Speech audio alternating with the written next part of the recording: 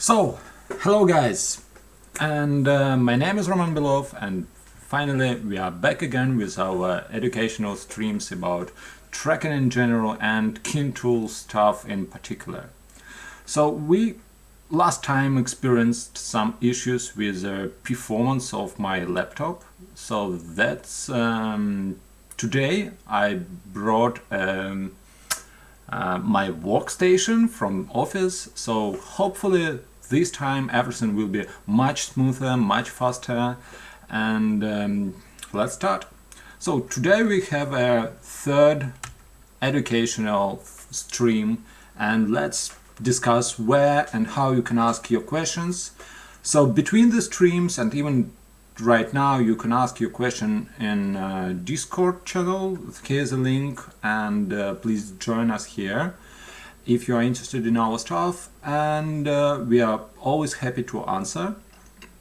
And of course I'm gonna read chat and answer all questions in a chat. The most important thing, it's not just you can ask questions. Actually, please do it, because it's kind of some feedback to me that you understand what's going on and so on, because otherwise I still feel a bit strange talking with a display. So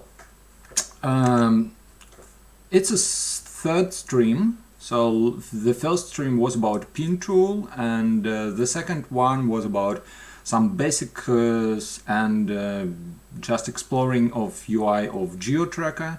And today will be a bit more deep dive into GeoTracker with some tips and tricks, some hacks, and it will be more practical stream this time. So yeah, no questions up to the moment. And the next time we're gonna talk about the deformable tracking. So today will be the last stream about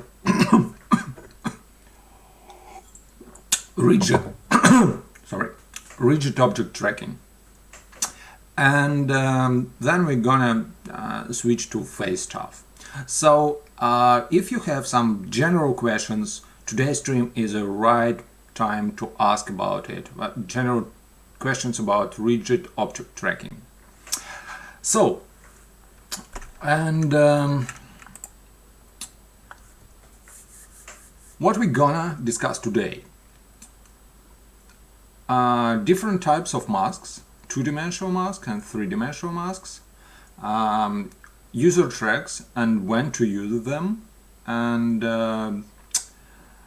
also we'll discuss how to smooth the tracking and make it more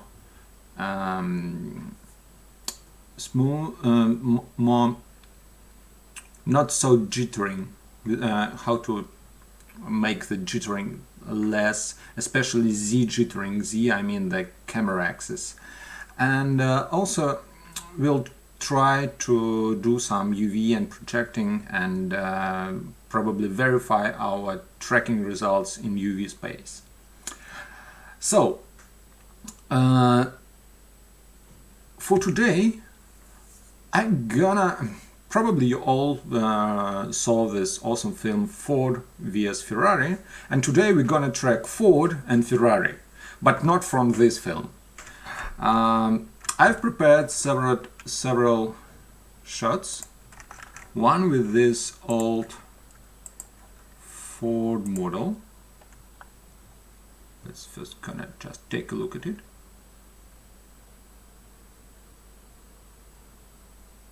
So in this shot there are quite a lot of different kind of issues. First of all, you're gonna see this, you can see this light blicks and so on.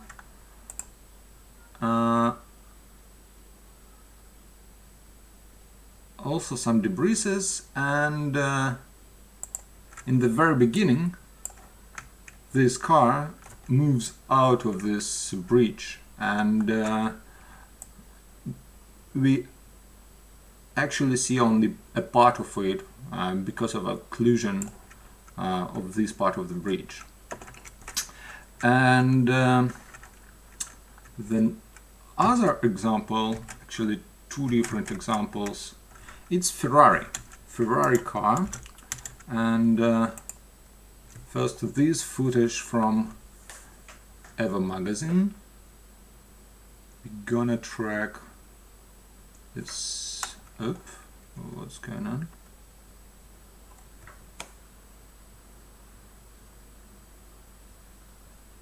It seems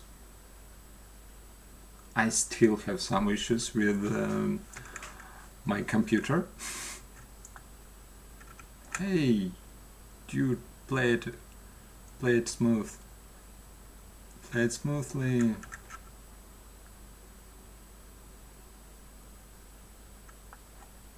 It looks like there is some issue with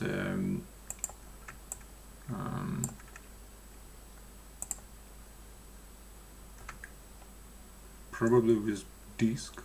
I don't know why it's so slow. Yeah, here it is.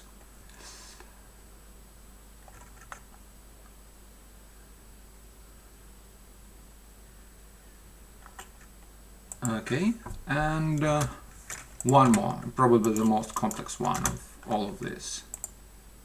The previous one was quite easy, and this one, lots of smoke, lots of rotations, and camera movement.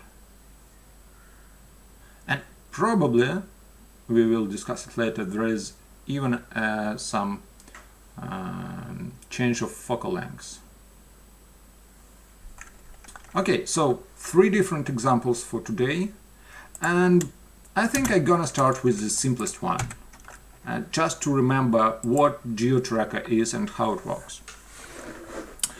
So, first of all, how long is this footage? Like, okay, so it's kind of 199 frames. And yeah, let's take a look at it again. There are some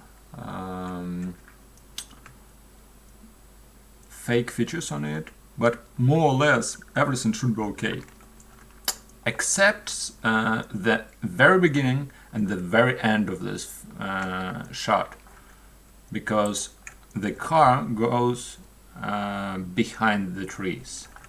So we have a model of Ferrari here. Again, some strange thing with my computer. Okay. Without wheels, because we definitely don't want to track wheels. And what is more important, it's not the exact model of this car. It's Ferrari, it's the same model, but you know, when you download some 3D model from the stock footage, and you actually can't expect that this car will be exactly the same like it was in the original footage. So let's create a GeoTracker. Oh, it was a Russian language. GeoTracker node here, and connect everything together. So we have a geometry, we have a background, but we don't have any camera information here. So in that case, I'm gonna create just some camera, and as we already know, the only important thing about this camera is actually a focal length. Actually, not just focal length, but equivalent focal length. So let's switch to GeoTracker and let's try to estimate now the focal lengths based on geometry. And but there is a kind of a question, because we can actually do it in any frame, like in this frame, we can do it in this frame, or this one, or this. And what frame should I pick for estimating focal length of my camera? And the answer is quite complex. So first of all, you should take a frame with where the object takes the bigger part of the screen among all other frames. So for example, in the first frame the car is really small, and you actually can't estimate focal length based on just this small piece of this frame. But at the same time, for example, here car actually takes like half of the frame, and probably it's a good candidate. But there is one more thing. There should be kind of a parallax. It's not really parallax, it's like, because parallax is something in when something moves with a different speed, but here there should be deep image, so there should be perspective. Probably that's the correct one. And if, for example, you see the car in profile, like here, it's not the best option. So probably we should find something in the middle, like here. And yeah, let's try. So I'm gonna create by the way, I already tracked this camera and already estimated its focal length. Here's a film back like 36 and 24, just to compare different focal lengths. I'm gonna set 46 and 24 here as a film back of this camera, and now let's try to estimate focal length of this camera, and then we're gonna compare it with just ordinary CameraTracker focal length estimation, because it also calculates focal length. So let's create let's click center geo, and I'm gonna make wireframe a bit more visible. And now let's try. So first I need to place it roughly correctly. Okay.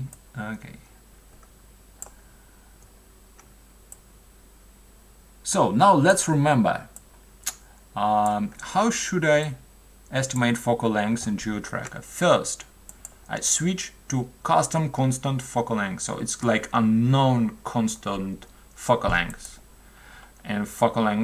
and switch this small tick estimate focal length in a toolbar.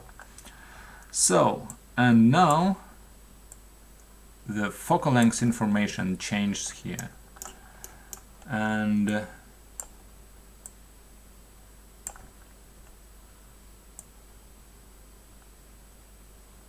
we also should remember that it's not a absolutely precise model of this car.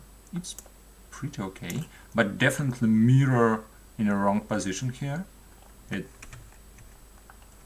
It's completely different, but more or less something like this. It's pretty enough for focal length estimation, I'm gonna say. Yeah. So something like this. So and it's like 44 millimeters camera, and I already tried to compare it with the camera here, and it's like 43 millimeters. So basically we're gonna recalculate probably this camera again, but yeah, 44 and 43 quite close to each other, so one more proof that focal length estimation with geometry is really a fast way to calculate camera information, and pretty accurate one. So let's check everything again. Yeah, something like this. Yeah, something like this.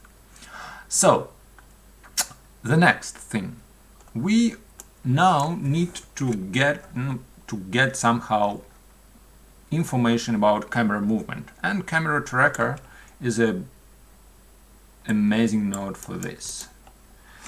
I already calculated this camera, but let's do it together. Probably we won't wait to the very end, but there are some tips and tricks. Because, first of all, obviously we need a kind of a garbage mask for our car, and on the one hand I can just create a rotor node and draw this mask. It wouldn't take so long, but I'm gonna show you a bit different way. So first of all, we need to make pre-calculation file for GeoTracker. So I will open folder and create oh, it's Ferrari, sorry. Ferrari P, and analyze. And one more thing that I'm really proud of is this multi-use GPU here. So if you use our pre-calculation earlier, you'll be surprised how fast it is on GPU. Like, we can do it, it's almost real time, like the speed of the Nuke's caching system. I've already calculated it, but yeah, given that it's so fast, we can wait until it finished. Do we have any questions? Probably not at the moment. Okay, so 25 seconds more.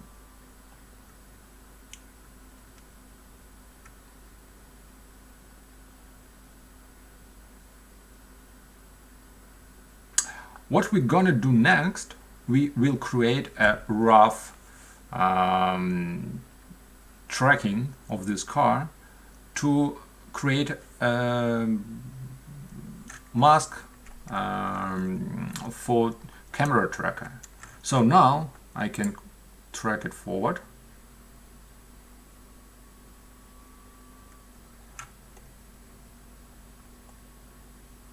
Well, here I should fix it a bit. Oop. I have too many pins now, and to fix it I switch off some pins and then activate them one by one, like this, and then I can switch on them back. Now they are all red, and I can tweak it again and then track it further.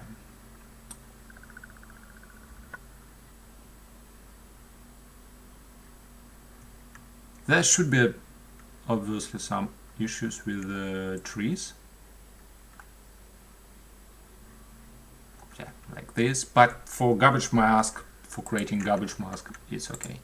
And in reverse direction.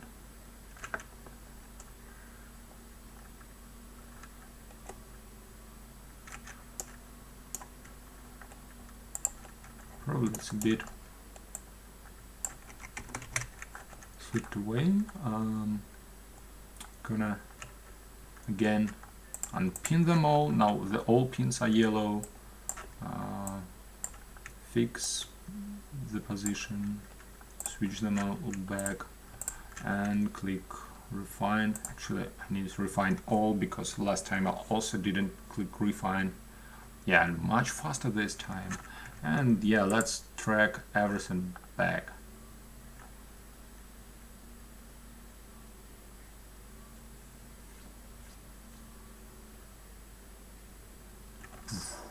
yeah, it slipped away, so I create a keyframe here and delete everything to the left, like this. So it's pretty enough for garbage mask. So now I can create this garbage mask with the help of scanline render. So I'll create scanline render and use this GeoTracker background, and you see, even if I yeah, actually I can use this camera because it's pretty close to the one which we estimated, 47 and 50, but it's not really correct, so I need to export camera with changed focal lengths from GeoTracker and use it. Yeah, this one is better. So now I have a mask, and I can create some, probably a rod on it, like to make it bigger. Yeah, something like this. And yeah, and now use it in CameraTracker. And in CameraTracker now I should use mask alpha, and if I preview features,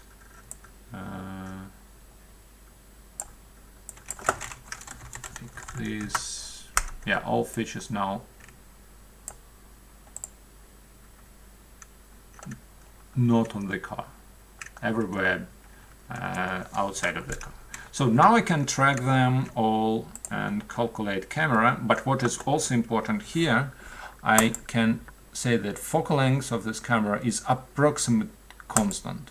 So I know the focal length now, and I can write it from GeoTracker parameters, like 47, okay, 47.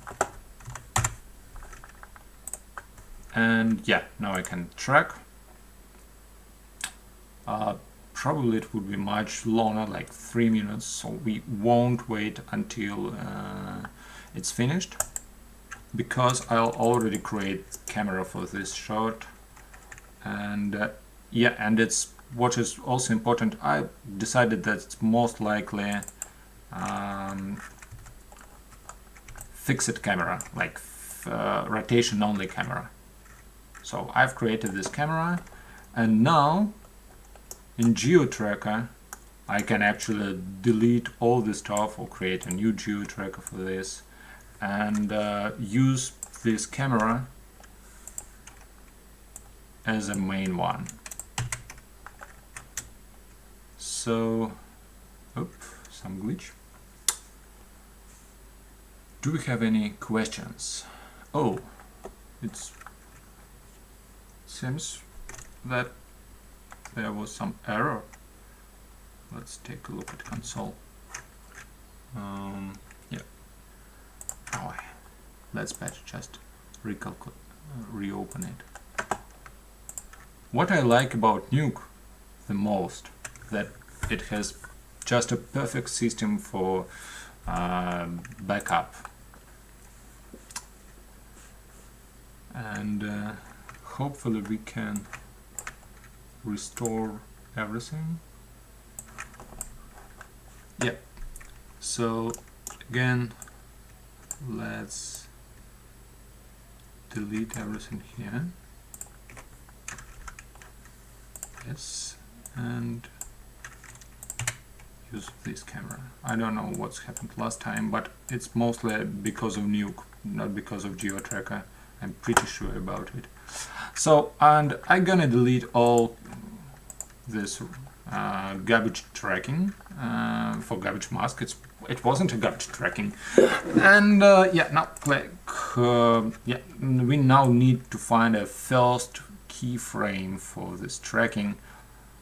I'm gonna use something like the same.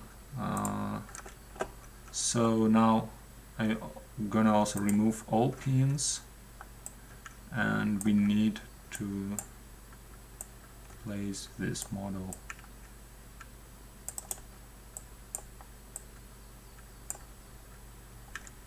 and attach it to the projection. Okay, so now we're gonna make the final tracking for this shot. So let's do everything more precisely, more accurately. So yeah, let's start with removing all pins and placing one by one. So as I said before, the model could be a bit different from the one on a footage. So that's why you're gonna first analyze what are the differences and try to look at those parts of the model which correspond to the underlying footage. So let's, for example, take a look at this handle. It seems on this handle it's almost on its place, almost. But for example, this mirror definitely isn't. And more or less the contour of the car looks like the contour from this car, and I definitely gonna look more on this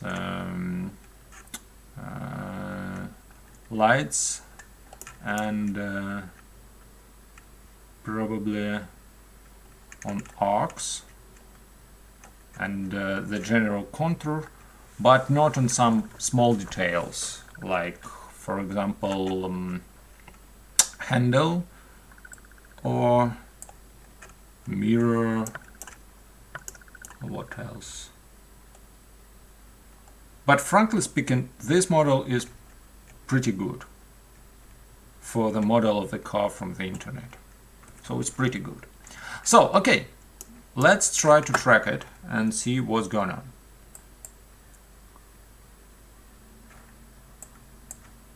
Oh, we see that obviously because of the rotation, the model a bit slipped away, and we now can, let's fix it with again clicking pin on pin button, the all yellow now. This pin is okay, this one should be fixed, and this one will place the model to its place, almost here, almost like this.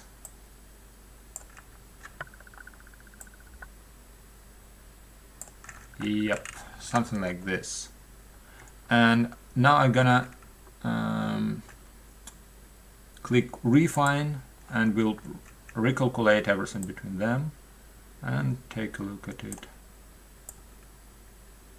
Oh, here's a significant glitch.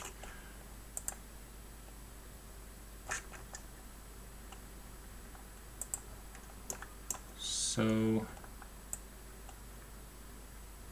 here I'll try to use magic keyframe, just first of all to understand whether it works for this car or not, because as you probably remember, sometimes magic keyframe just doesn't work. Yeah, too much magic. So I'm gonna delete it and place it manually. So again, I deactivate all pins and fix it.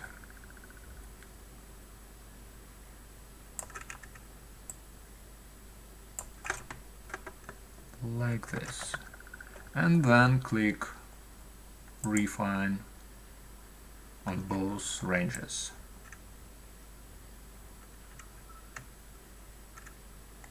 Now it looks much better, and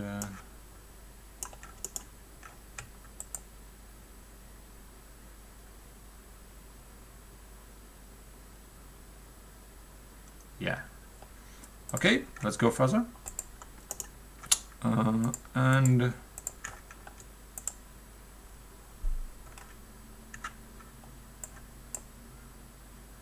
drag it to the end. Up. I clicked cancel because obviously there will be some issues with the tree. So first of all, there's already some errors. So I click magic keyframe again, just to test whether it works or not.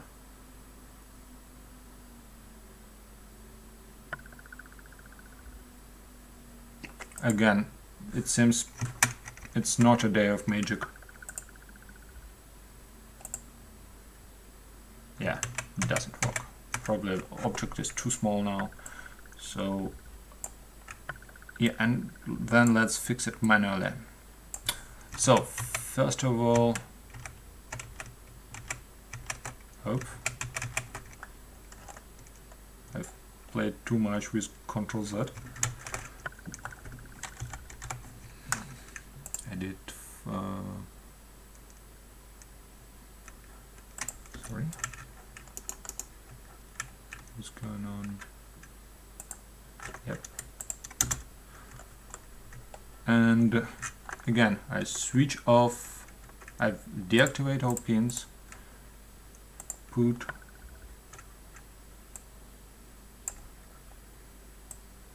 some pins one by one. Actually, you can delete all pins every time, but if you have some pins on some notable parts of the geometry, it's better always to remain them. Okay, so now I'm gonna click refine, recalculate this range.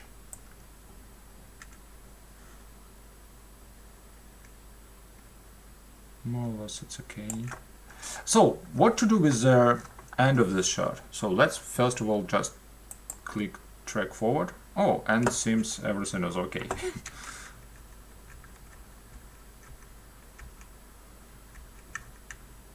Yeah, more or less it looks okay. It's automatically detects that everything looks okay. So I won't. Most likely we'll have the issue on the other side of this shot with a different tree. Okay, I'm gonna again try magic keyframe. No, it's not the day of magic. So, okay, again manually.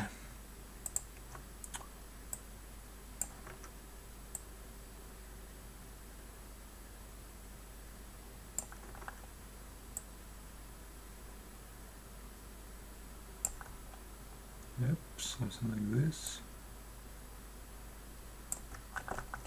Click refine.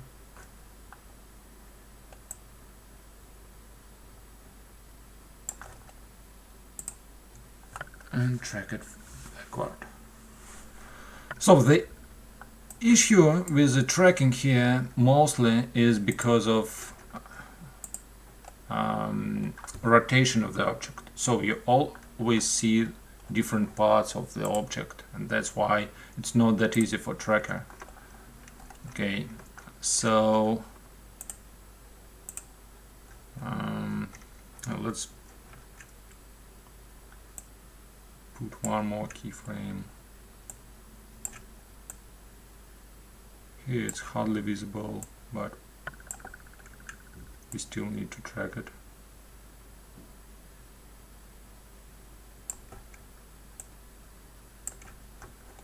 Okay, click refine.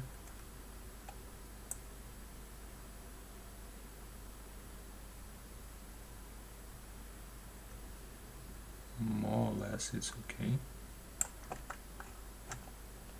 And I'll track backwards.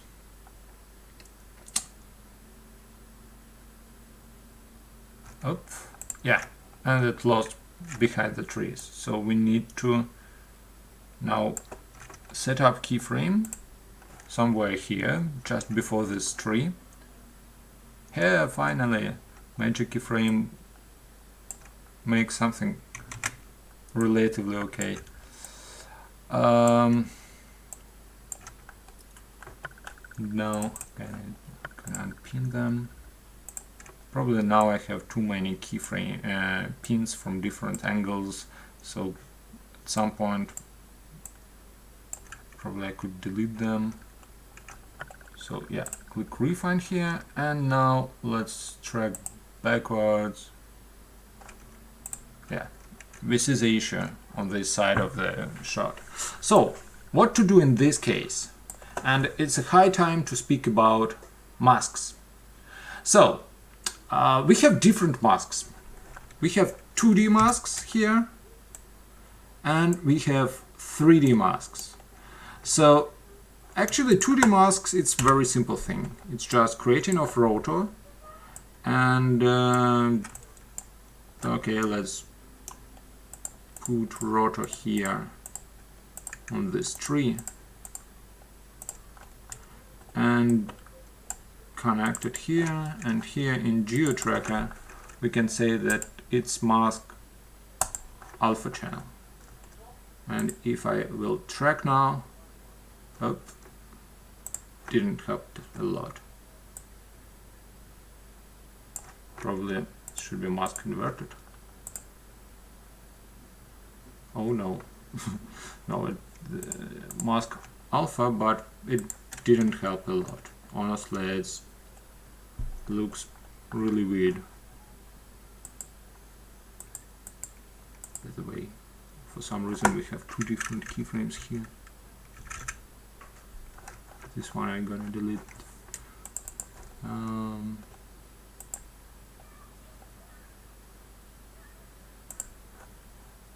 It's a keyframe from rotor. Okay, so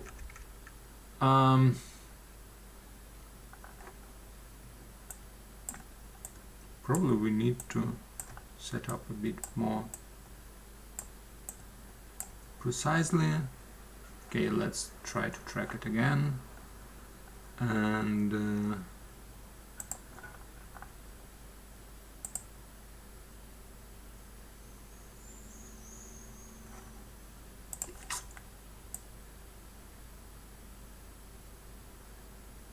probably a bit better, but not really.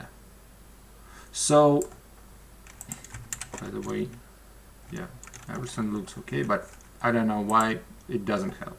So let's try to use 3D mask for this, because usually I use it instead of 2D masks. It's much faster. So you can click on this brush button here, then shift drag for changing its radius, and now I can say that probably at the very end I'm gonna see just this part of the car. So I click track backwards. Oop. It's better until this moment, and so I can draw even bigger mask here, and up it lost. Let's try to do it frame by frame. Nope. Nope. In that case we have to do the following thing. We need to create a keyframe here, and then I'm gonna let's clear the mask and create one more keyframe at the very end. So first I'm gonna delete the result and drag only one pin here, probably fix it a bit, yeah, something like this.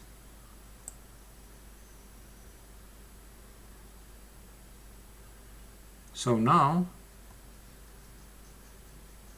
it looks much smoother. So let's now verify the tracking. So I'm gonna click center view, click play button. So, and let's take a look what's going on. So we need to wait until it will cache all the image. It takes some time. Do we have any questions? This is very cool. Do you guys have plans to bring your tools to Blender or Houdini? So we already brought Face Builder to Blender, and we definitely looking into porting Face Tracker as well. But as for Houdini, at the moment there are no such plans. I actually can't say that I feel the big demand in Houdini ecosystem for this. So what I did, I've center viewed in order to move the frame around the tracked object, and probably we need to switch this button for full frame processing. So let's wait again. Okay, so we are almost done. Yep, here it is.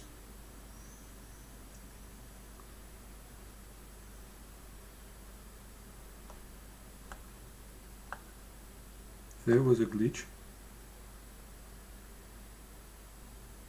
The rest is okay. Yeah, here was an issue. Because how to verify that there is an issue? For example, here I will set up a pin here on a logo of my car, and this pin should be exactly on its place on every frame, and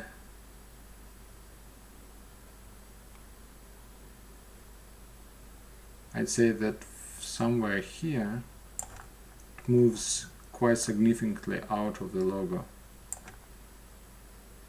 So we need to fix it. Everything else, fix everything else as well. Something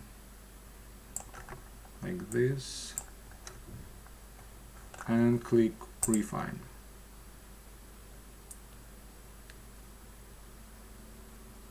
So it's kind of a just, this pin means nothing except that there is some notable point on a surface.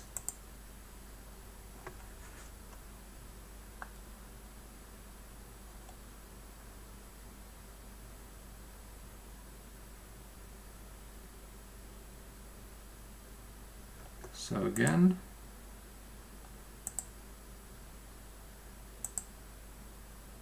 yeah, there is also one more issue here.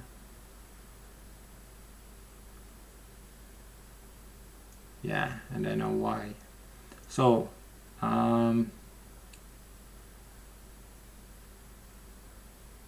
let's look at this point where the glass ends, and in the beginning of the hood,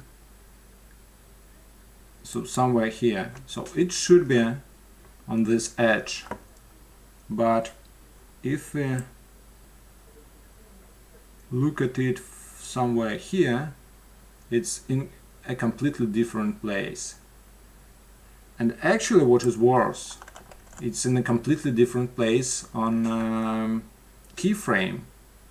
But we at GeoTracker, we can't change your keyframes. We treat them as a source of absolute truth from user.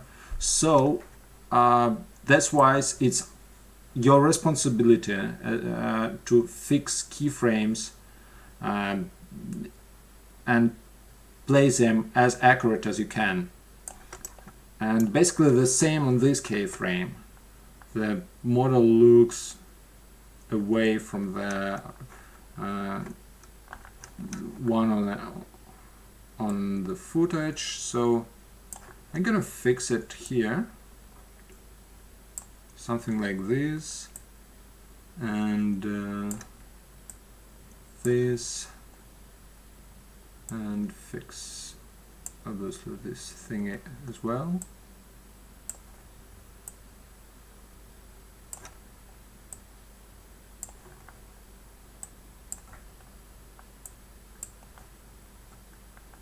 And probably this keyframe that we set up previous time is a bit excessive one, so it's probably redundant, so I'm gonna delete it.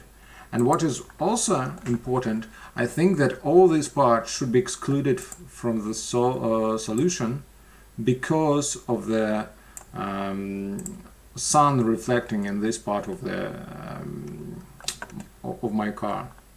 And now I'm gonna refine this part again. So let's take a look. Will it help or not?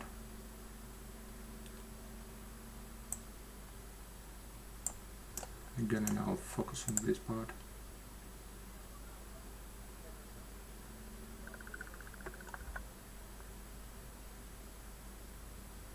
It's much better now. Still a bit jittery. And let's take a look at 3D now, because 3D sometimes shows really important information about what's going on with your tracker. So let's switch to 3D and let's take a look. Probably even in bigger scale. So you definitely can see some jittering in the beginning and in the very end. It's mostly because of the trees. Behind this, everything is pretty small, pretty smooth.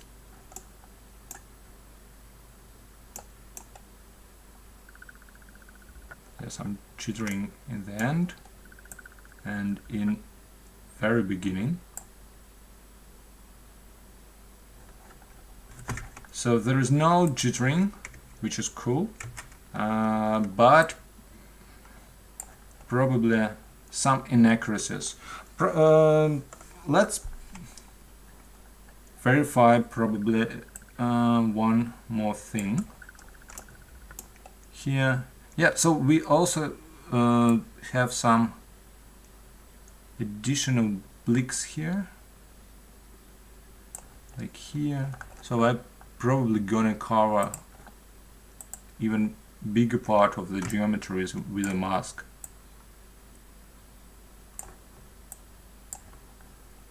Okay. Almost whole hood, and click refine again. Hopefully it will help.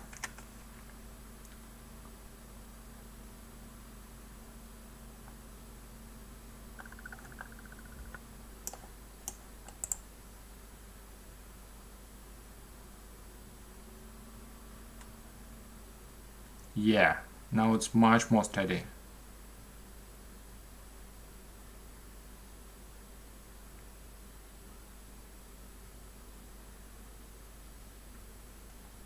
Much more steady.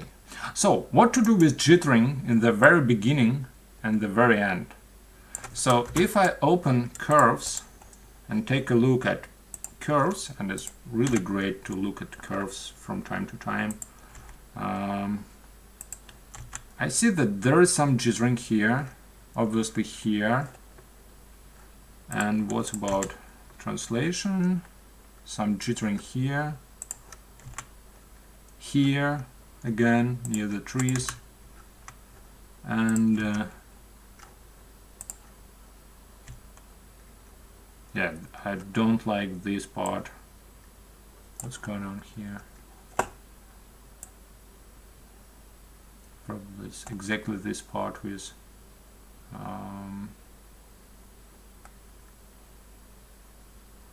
some jittering around X. Well, so what to do with it?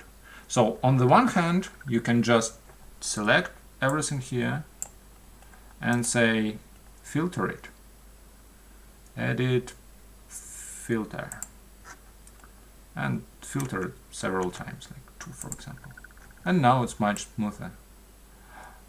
And in most cases this approach is pretty okay, but the thing is that as a result you see your model the tracking looks worse. Let's take a look again.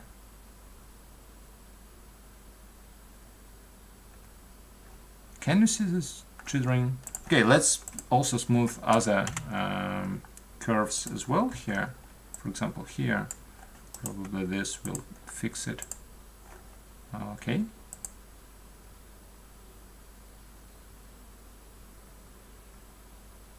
Yeah, now there is no jittering. But the thing is that when you filter in such cases, like especially, for example, here, if you're gonna filter it, it will don't take into account any tracking information. It will just smooth it. And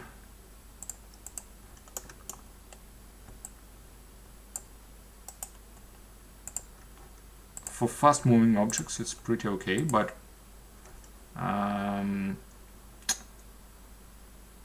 often it will the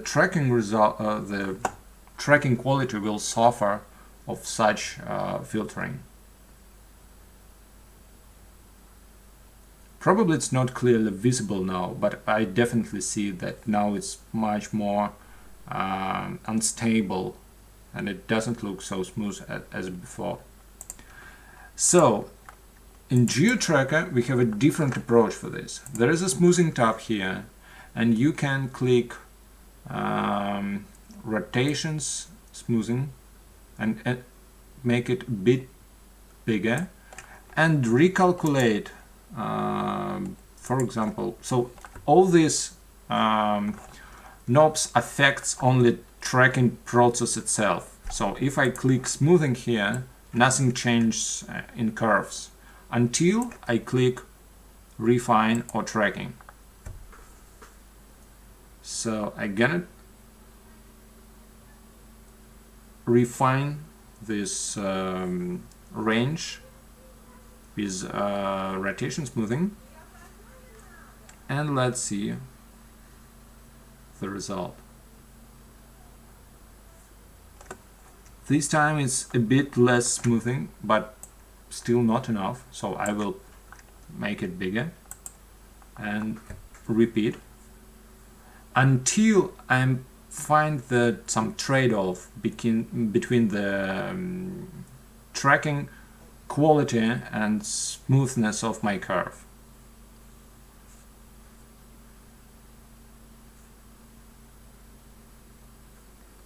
Okay, probably even we can make it even more smooth.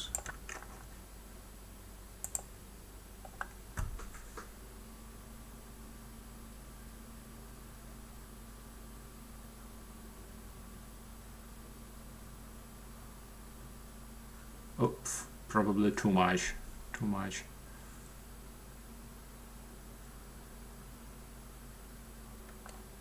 Yeah, now that it affects tracking results, so now less smooth until we find the correct parameters. Unfortunately, we can't find them automatically, so you have to try and try again and so on until you are happy with the result. Okay, let's for this part I'm gonna make it bigger. The cool thing that you can set different smoothing parameters for different parts of the footage. Oop, wrong button here. Refine.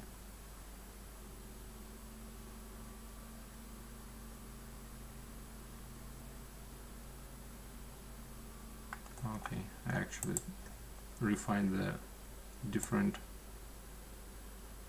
part here. But this part I need to refine.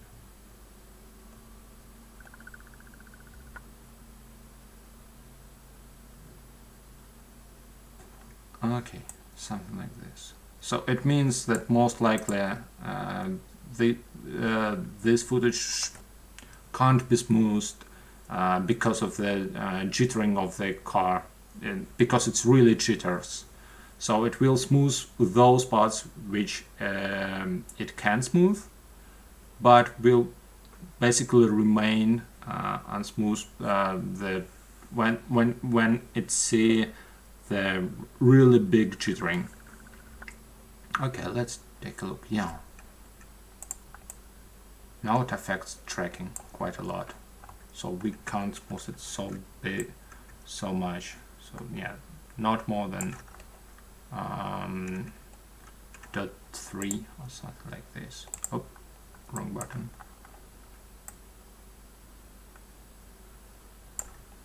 Refine.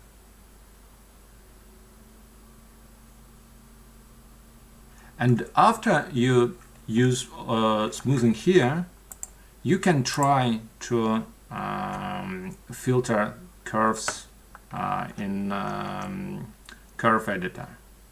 So to get the best result, you need to combine them together.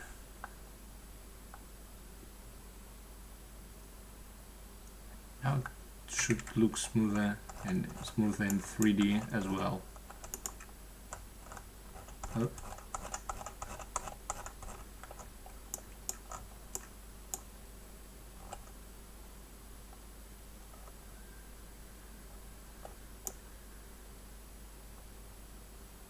Yeah, so but we still have issue with Z jittering at the very end of the shot. You see the model becomes small, even smaller here. So I gotta first of all put some mask here, but it still remains small. Okay, I put even bigger mask probably. So what's going on with Z, translate Z? You see this jump here? Yeah, now it's better. Now it's better. But also the other way to do it without mask. I can click ignore on mask. I can click Z translation and put it in the Z translation smoothing and put some big value here, and let's track it up. It helps with Z smoothing but not with tracking, so probably let's combine it together. So put mask and Z smoothing. Yeah. Oh, it's too rough, so we need smooth it not so big. Smoothing. Oh, whoa. Again, it looks. Oh, no. Now it's okay. Yeah. The same on the other end. Here. And we need to click refine. Yeah. Oh, okay. We definitely have some issues. Yeah, so first of all, let's click Ctrl Z and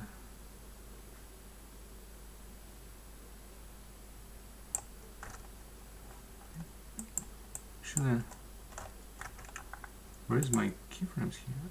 Okay. Yeah, so I probably gonna make this keyframe fix it manually here, because it seems too close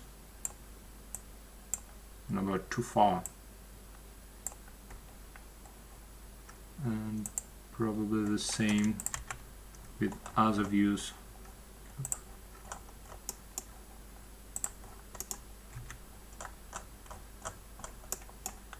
Yep. Here we need to fix it as well. Yep, something like this. And click refine button again. And now,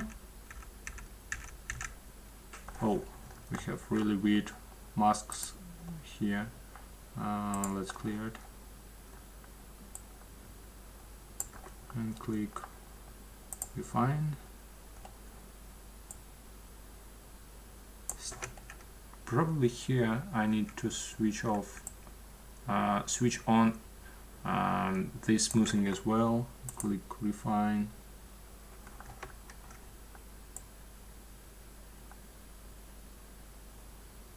And combine it together with mask. Click refine. Yep.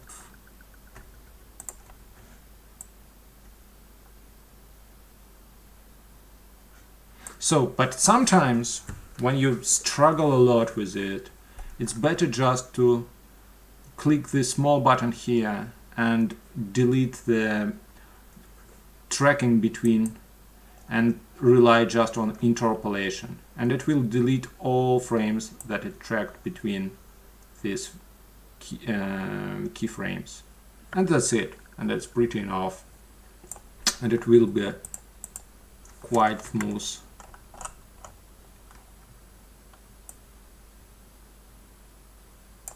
Here, what's going on here? Probably this keyframe a bit inaccurate. Switch off. Yeah.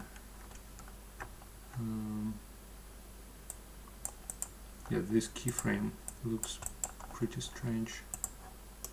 By the way, it seems we just catch really strange bug. Where's my pins? I can't see them. And can return them back. The only way how to, it's really hard to catch it, and the only way how to fix it, the only way that I know, it's just to reopen the footage. Probably it's the very important knowledge that I can say today. Launch.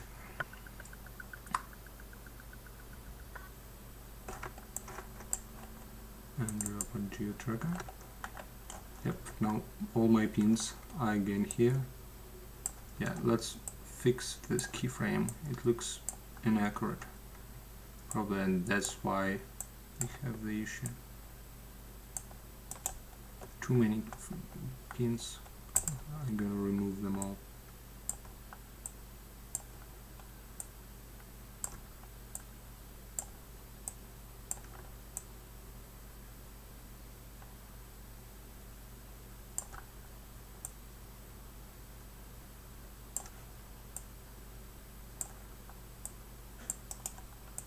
It's not that easy to set up a keyframe accurately when you can't see the object.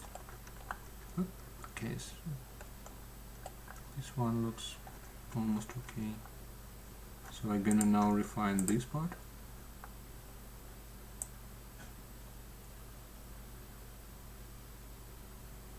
And for refining it again, I need to draw some mask here.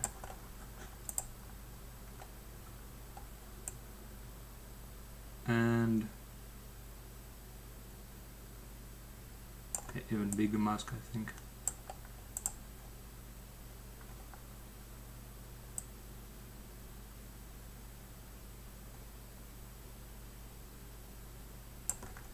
Let's try to do it different direction. Let's better delete this keyframe at all and track backward. It will be better. So yeah, until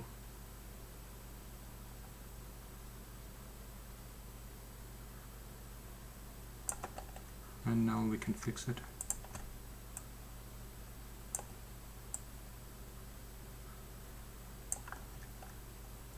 Refine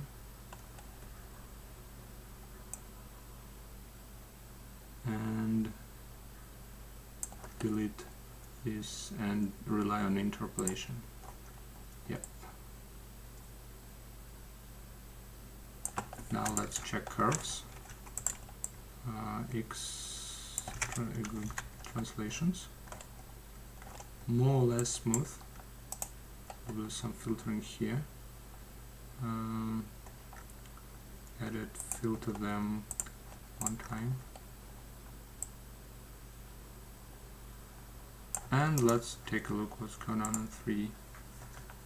Oh, first let's just take 2D and look at 2D and then in 3D. Do we have any questions? Probably not at the moment. Yeah. More or less, it looks okay. Something strange in the very beginning. What? Sorry. It's an issue with cache. Sometimes you need just to clear playback cache for fixing it. It's a new cache. Probably you've already had it on different nodes. Oh, really strange.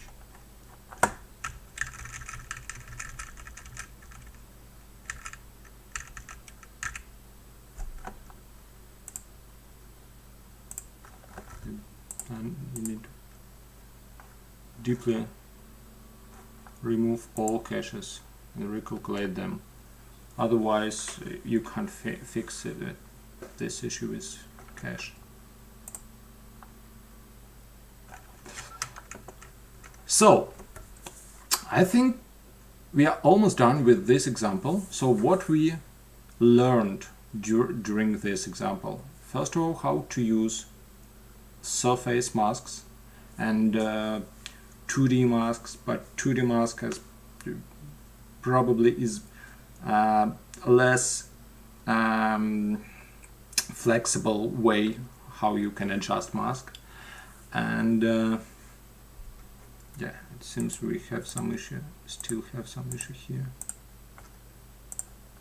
and need to fix it. Yeah, like this. So here just one more keyframe should save us.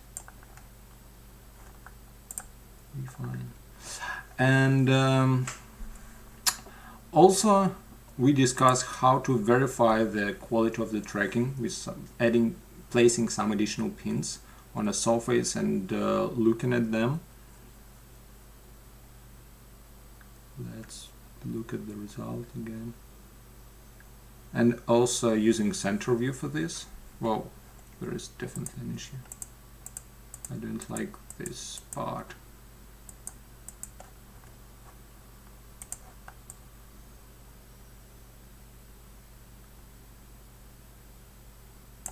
Oh, basically it's because the wrong keyframe. Honestly, it's really wrong. Yeah, but it's a tricky thing how to appear the model. And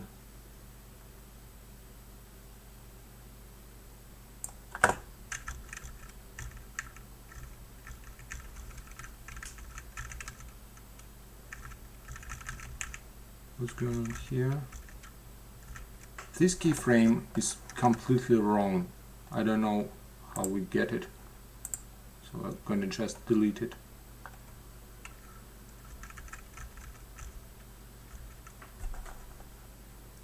And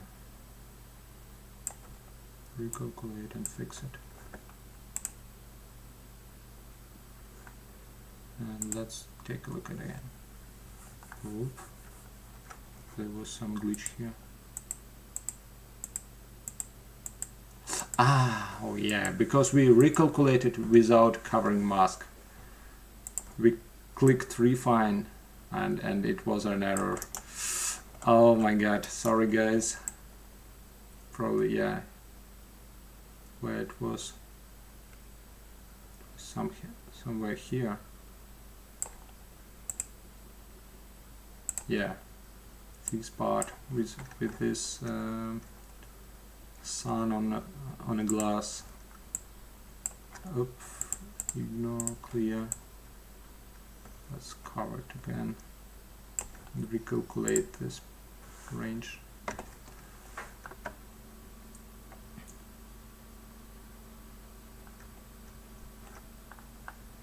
And whoa.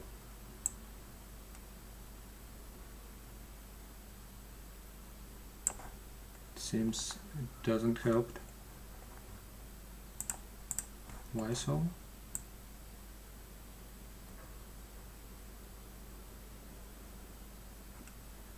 It looks really strange. It was okay previous time. Yep. Okay. What if track backwards?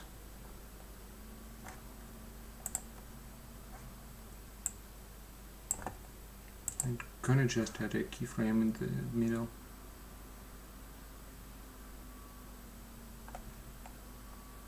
Hopefully this time magic keyframe will help.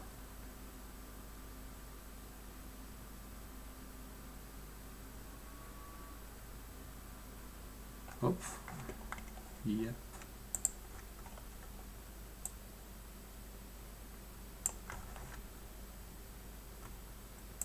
Let's verify logo, for instance, and logo here should be here. Okay.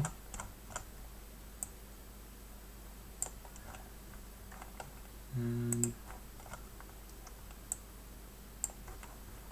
here, so yeah, now we can refine it.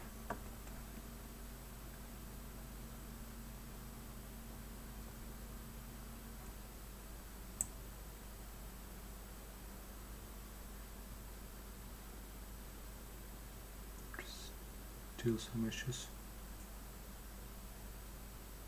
It's much better, but yet not that good as I'd like to.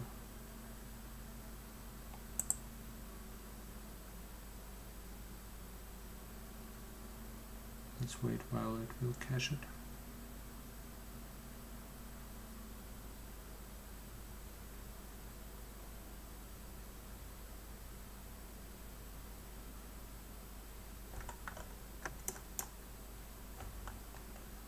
And click center view. Yeah, we definitely have some issues here.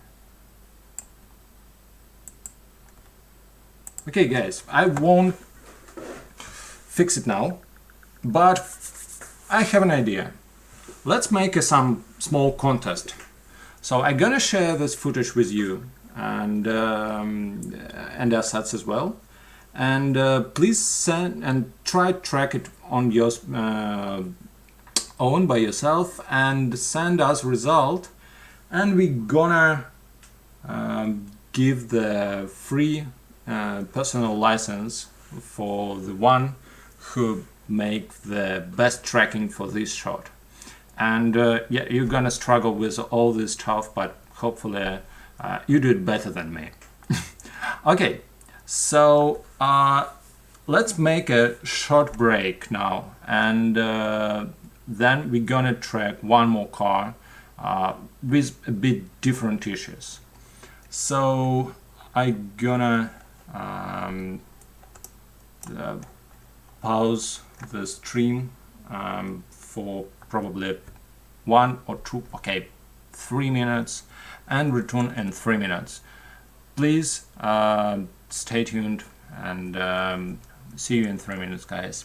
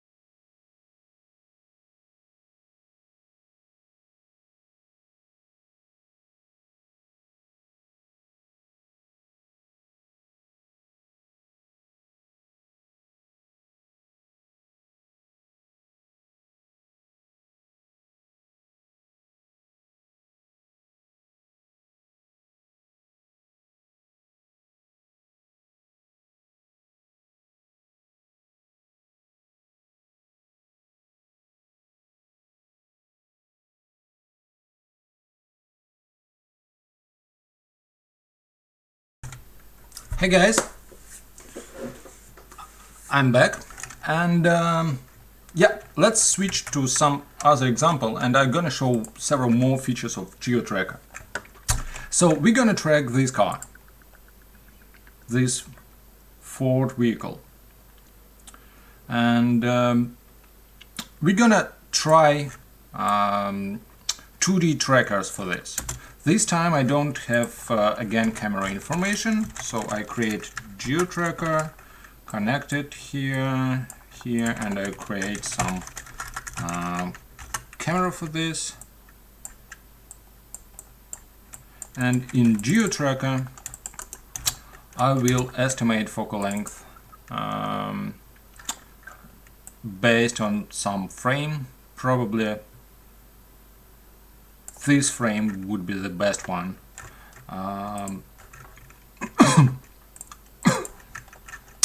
And let's make it more visible. I'm gonna put it here, here.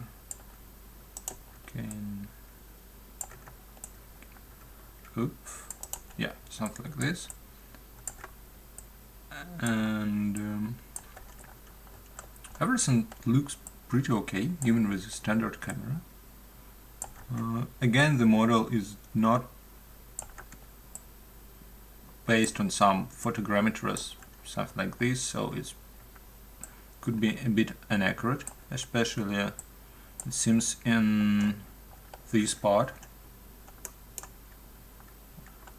But more or less everything looks okay. I try estimate focal length for this to fix it a little bit, and yeah, something like this. And I already have some pre-calc file for this, and it's Ford pre-calc. And now let's track it and let's take a look how it works. It's pretty okay. Of course we needed to fix it after the rotation, and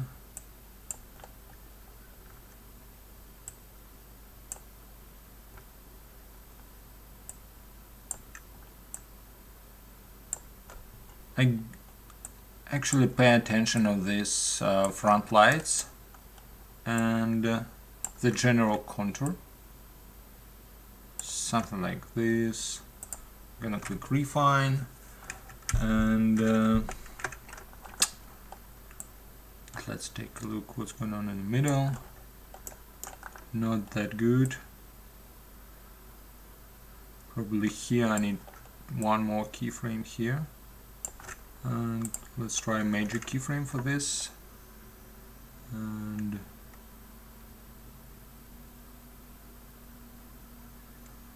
yep, voila, this time it works. Click refine here, and take a look at the result. Pretty accurate. And track backward.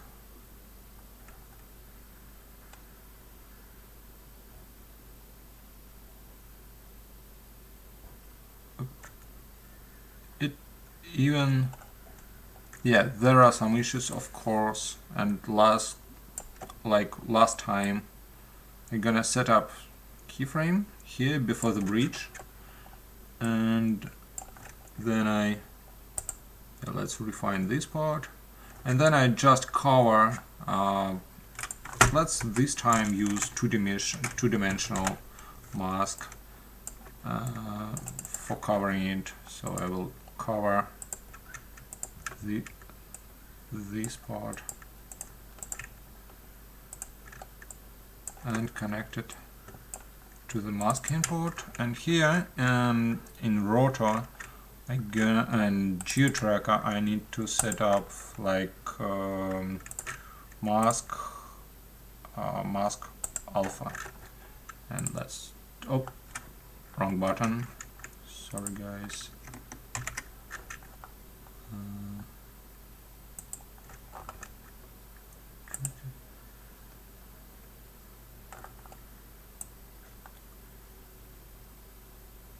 honestly it doesn't help us at the very end. Probably set up one more keyframe here, and let's try to track it. Oh, weird thing. Let's ignore mask for whoa. Where's my mask? Why it's shifted? And it really looks shifted. Okay. Seems when I draw it I was looking at a different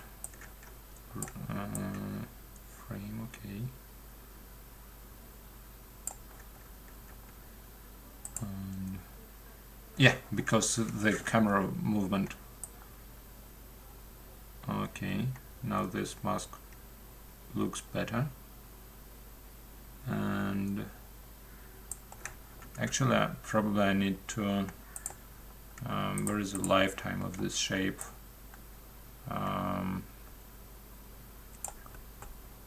Here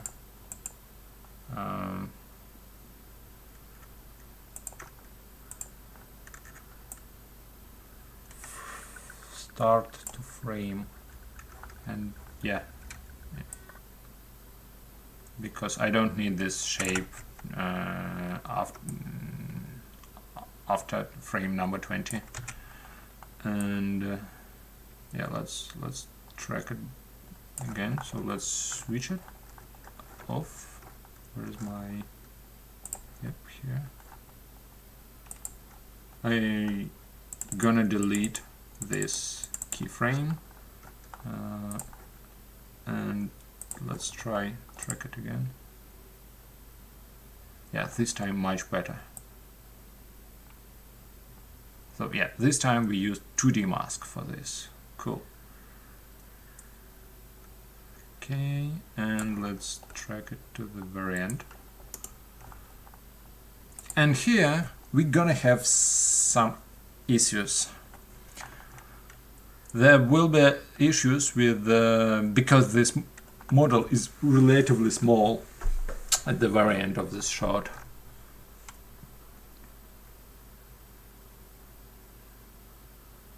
And also some occlusion here.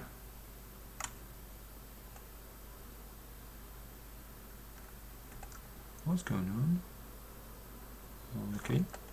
Yeah. So, of course, we can fix it somehow with one additional keyframe or something like this. But this time, I'm gonna try to use tracker helper tracker for this. So I create a tracker node.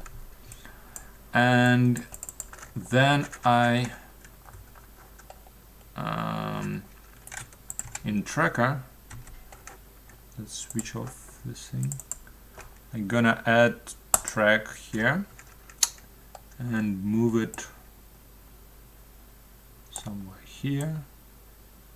Okay. Hopefully it's a good feature for track. No, it's not a good feature. So let's track this thing, and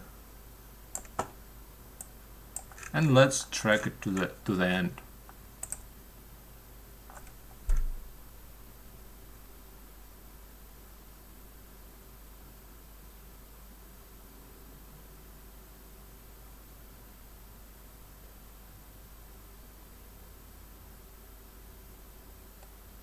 Probably not the best tracking, so we're gonna set up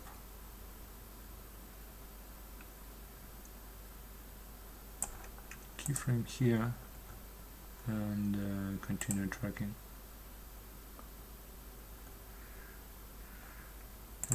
I'm gonna recalculate it. Frame number 130, and here gonna change a little bit the frame itself. Okay, and let's continue.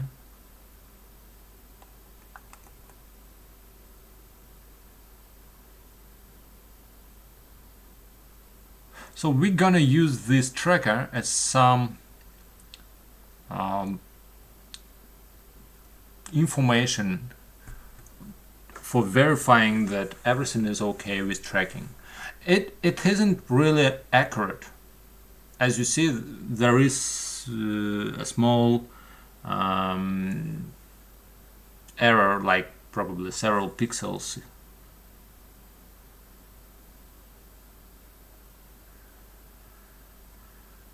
A small jump, but we can still use such tracker.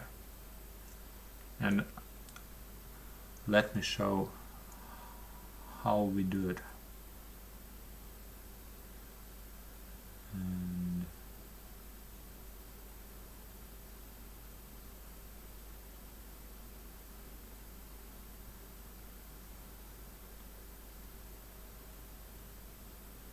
let's wait until the very end. Almost done.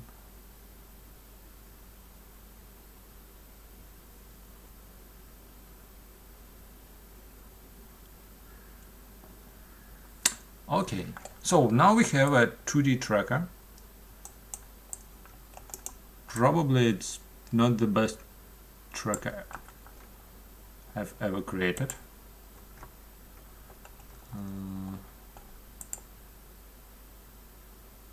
Slips away a bit.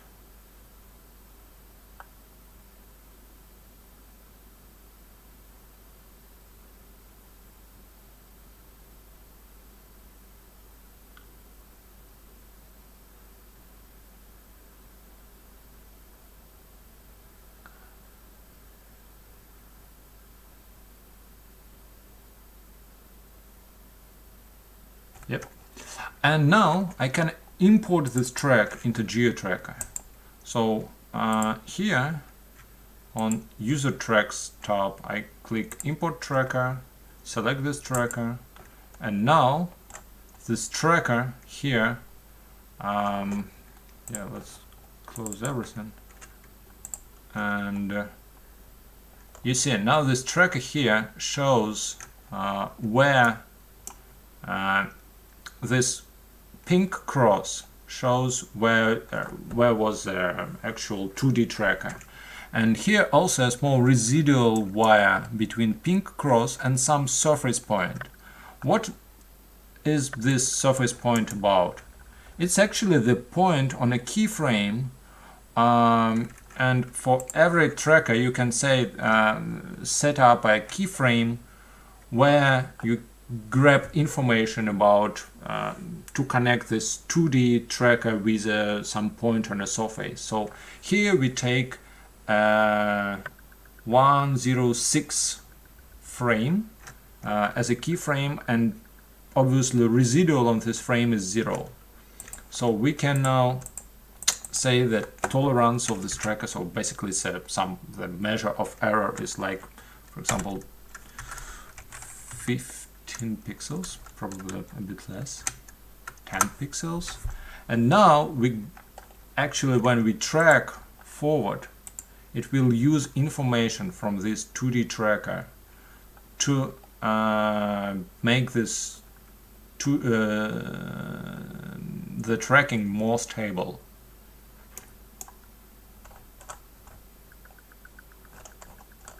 Actually, result is pretty similar, but yeah, let's still add a keyframe here. Obviously we can cover it with mask again, but probably in that particular case let's first try without mask, because we have a helper tracker, but it won't help in this part, unfortunately. But let's take a look at the result.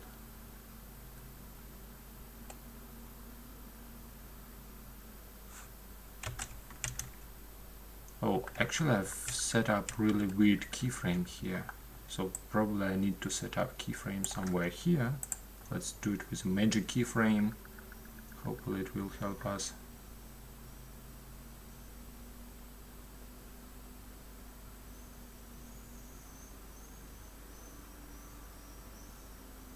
Yeah. yeah, because our 2D tracker is a bit wrong, so it's better to always to make it accurate. So actually I can delete everything in this 2D track after this point. Yeah, now we can use it. And click refine here. Where is the refine button? Refine. Oh, by the way, we have a really interesting warning here that the model is uncentered and refinement quality may suffer. And in general, if you see this warning, it means that the pivot point of your model is somewhere outside of the model.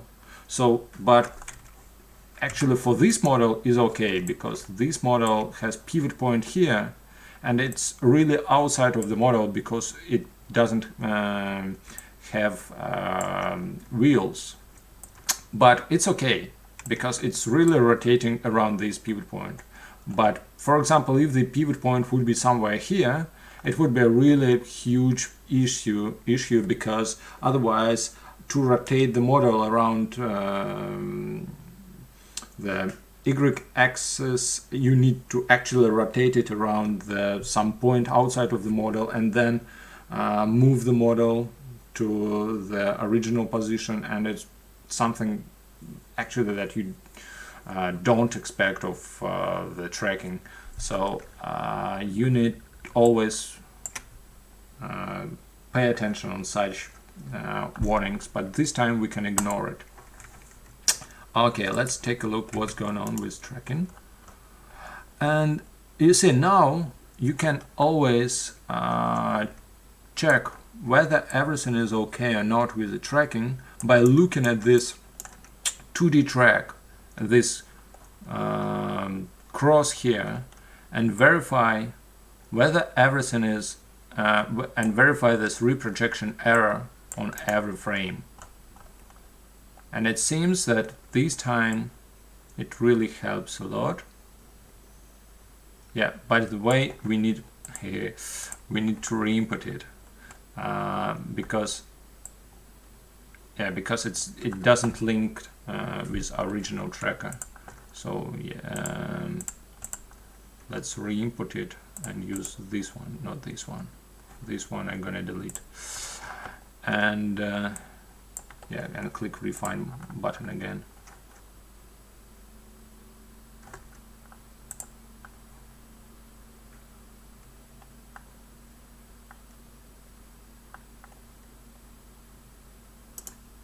Okay.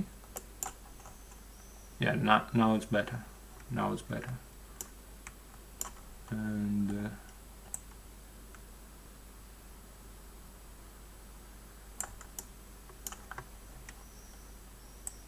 probably we need one more keyframe somewhere here. Let's try magic keyframe again. Oh, doesn't work.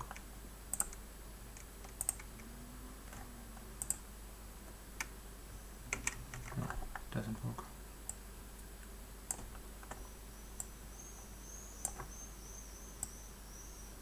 Yep, something like this. And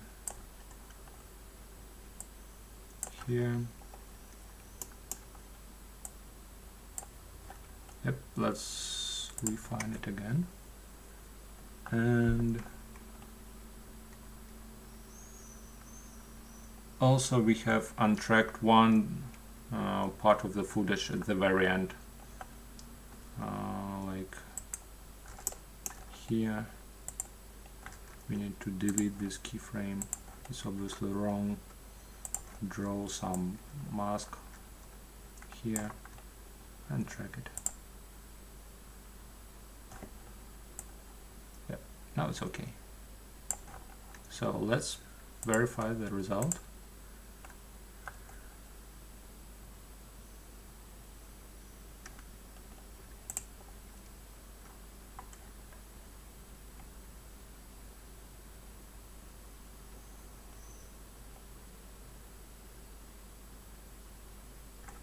Hey, What's going on?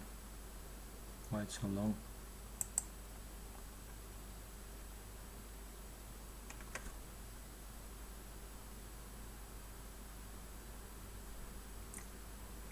Yeah, there is definitely some issue with hard disk, I think.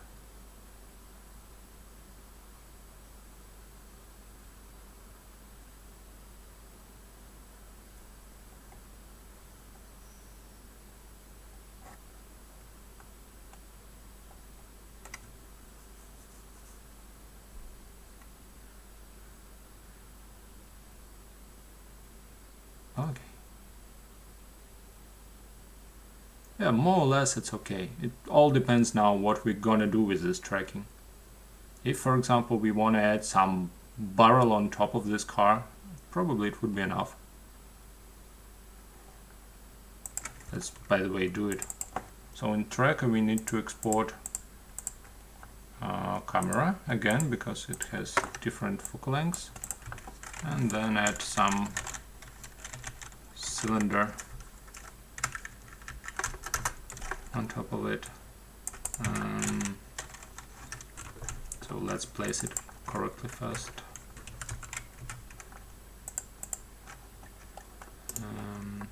Where's my car? It's here. Where's my cylinder? It's here. Let's make it bigger. Probably much bigger. And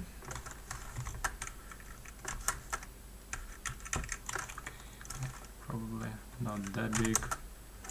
Okay, rotate it a little. Wrong button.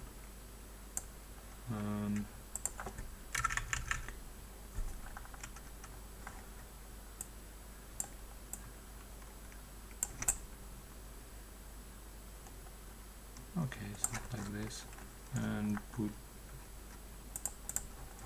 tops. And now we in GeoTracker we can export also transform geo. It says that the camera has different focal lengths. Would you like to export the camera node as well? We already exported it, so please know. Now we can connect this cylinder here and use scanline render for this. Cool. So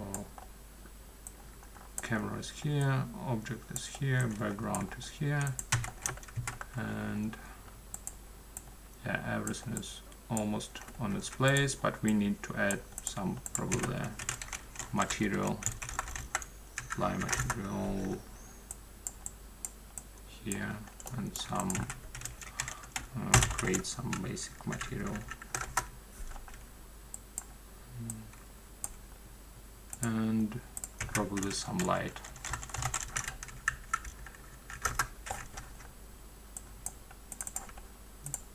Directional light.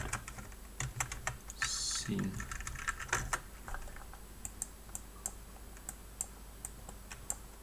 Yep.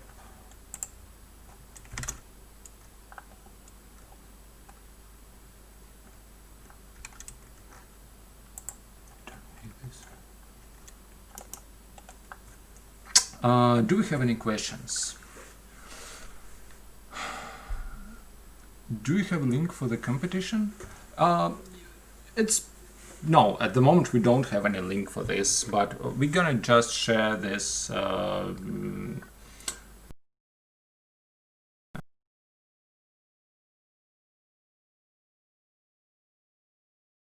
them. Best get the free license for any of our tools,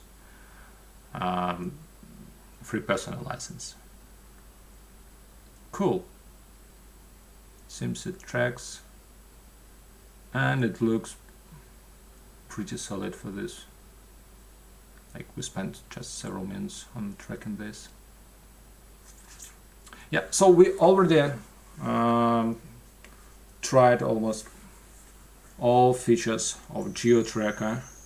I think probably all of them in GeoTracker. We already discussed smoothing, user track, lots. We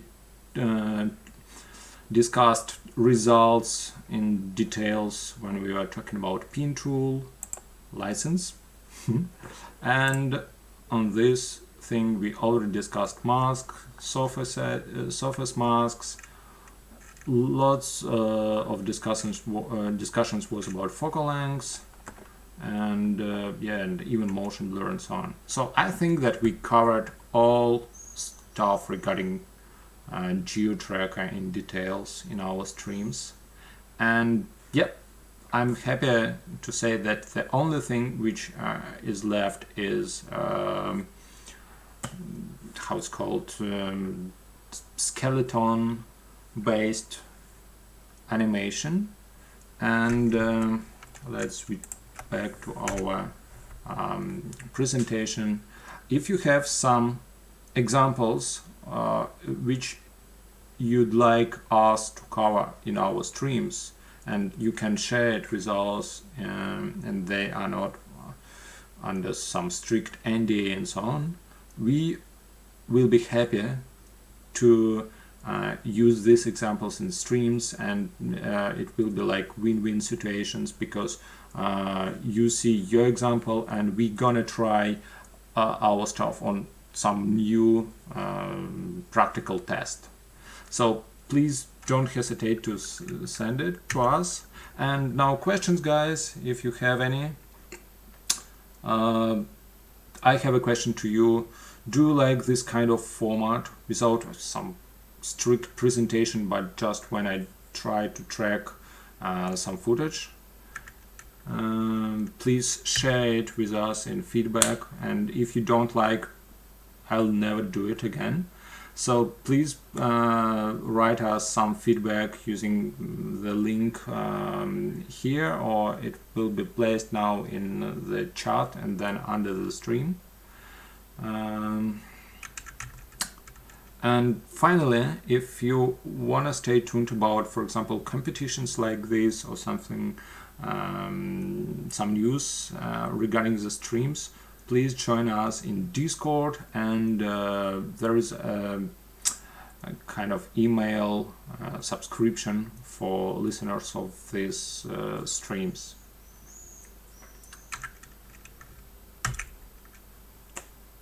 So, do we have any questions?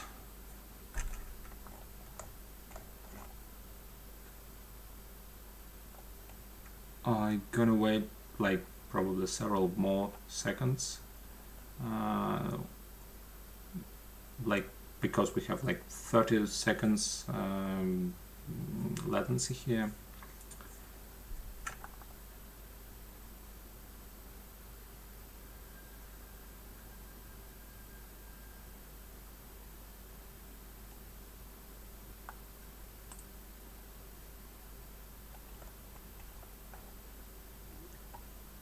And it seems that we don't have no more questions, and then thank you guys, thank you a lot for this, for listening to me today, and hopefully you get some